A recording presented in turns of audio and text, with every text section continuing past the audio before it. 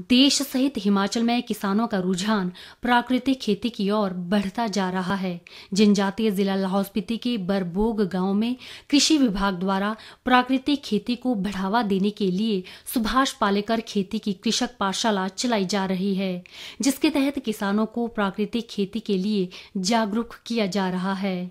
कृषक पाठशाला के मास्टर ट्रेनर अशोक ने बताया कि कृषि विभाग और आत्मा के सहयोग से इस पाठशाला में जीवामृत, घन जीवामृत बनाने के बारे में बताया गया और खासकर गांव की महिलाओं और युवाओं को इस बारे में प्रोत्साहित किया जा रहा है।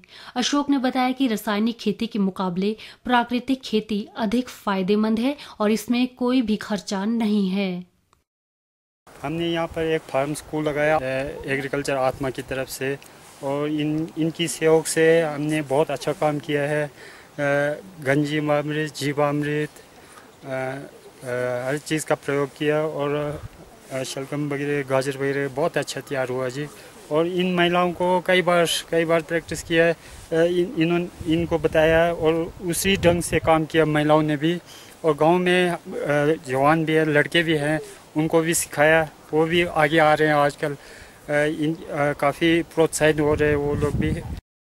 फार्म स्कूल में प्रशिक्षण ले रही पलमो ने बताया कि उन्हें पहले प्राकृतिक खेती के बारे में कोई जानकारी नहीं थी, लेकिन अब पाठशाला में प्रशिक्षण लेकर उन्हें इसके फायदे के बारे में जानकारी हासिल हो रही है।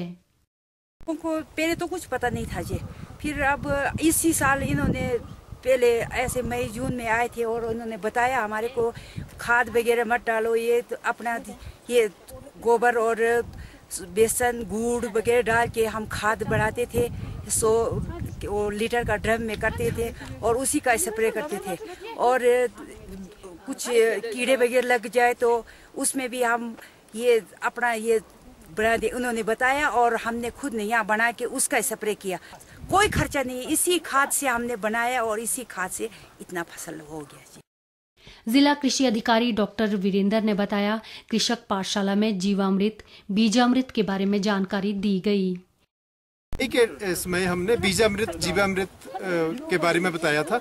बीजामृत में हमने बताया था कि 2 लीटर पानी, 500 ml गौमूत्र और 500 ग्राम गोबर लेना है और 1 चुटकी अपने चूने की और 1 चुटकी जो खेत की मिट्टी है, मैड़ की मिट्टी या जंगल की मिट्टी, वो डालनी है। तो बीजामृत के बारे में बताया था। इन्होंने ये सलगम और ये जितनी भी सब्जियां हैं वो बीजामृत से ट्रीट करके खेतों में लगाई है और आप परिणाम देख सकते हैं। ये 1 किलो से ज़्यादा सलगम संभव ही नहीं है कि दूसरे जो फर्टिलाइजर होते हैं या केमिकल्स होते हैं उससे इतना बड़ा सलगम उगाया जा सके। तो ये सारा प्राकृतिक खेती का ही कमाल है। सुभाष पालेकर प्राकृतिक खेती के विषयवाद विशेषज्ञ राजेंद्र ने बताया कि विभाग का मुख्य उद्देश्य किसानों को कम से कम खर्चे में अधिक मुनाफा कमाने के प्रति प्रोत्साहित करना है। खेती का हमारा मुख्य उद्देश्य है लोगों को कम से कम खर्चा हमारी फसल पे किया जाए और अधिक से अधिक पैदावार ली जाए। जो हमारी रासायनिक खेती हम करते हैं इसमें हमारी बहुत ज़्यादा लोगों का खर्चा होता है। जो प्राकृतिक खेती में हम जीवामृत बनाते हैं, घन जीवामृत बनाते हैं, जो भी इंसेक्टिसाइड पेस्टिसाइड हमारा अग्निअस्त्र है, ब्रह्मास्त्र है, सारा जो किसानों के पास मटेरियल है उसी से ही बनाया जाता है। इसमें जो है किसानों का बिल्कुल भी खर्चा नहीं होता, तो पैदावार ज़्यादा बढ़ रही है। इसमें जो प्राकृतिक खेती का जो उत्पाद है वो उसकी सेल्फ लाइफ लंबी है, मार्केटिंग के लिए टिकाऊ है, तो इससे जो किसानों को भरपूर लाभ हो रहा है। वहीं कृषि विभाग के खंड तकनीकी प्रबंधक BTM जितेंद्र ने बताया कि आत्मा के तहत महिलाओं का समूह बनाकर उन्हें प्राकृतिक खेती के बारे जागरूक किया गया। यहाँ पर हमने महिलाओं का एक ग्रुप है हमारा आत्मा के तहत बना हुआ, इसमें इनको एक फार्म स्कूल में ट्रेनिंग दी है प्राकृतिक खेती के लिए। प्राकृतिक खेती में लागत कम है और उत्पादन लगभग बराबर है या ज़्यादा भी है। तो इसमें ऐसा है कि किसान आत्मनिर्भर हो जाता है। इसमें कोई केमिकल लेने के लिए किसान को दुकान में कोई खाद खरीदने के लिए जाना नहीं पड़ता, आत्मनिर्भर होता है, क्योंकि उसके घर पर ही गोबर, गौमूत्र और जितने भी विभिन्न प्रकार के जितने भी घटक बनते हैं वो सब किसान अपने घर पे ही बना सकता है।